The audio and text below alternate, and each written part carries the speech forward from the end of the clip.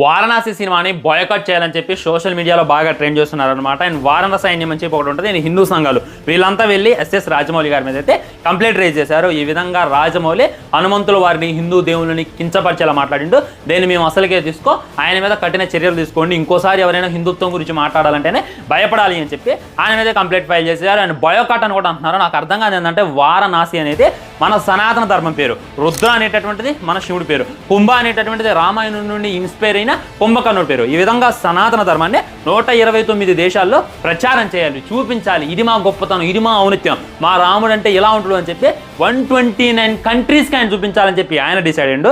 ఏదో ఈవెంట్ కంగారులో ఉండి తెలిసి తెలియక ఒక మాట అయితే మాట్లాడిండు. దానివల్ల ఆయన మీద కేసు పెట్టారు. ఇక్కడ దాకా బాగానే ఉంది. కానీ సినిమా బాయ్కాట్ అనేసరికి నా ఫీజులు ఎగిరిపోయే.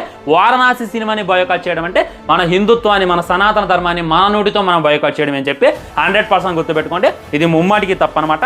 ఆయన మీరు ఎత్తకపోయిన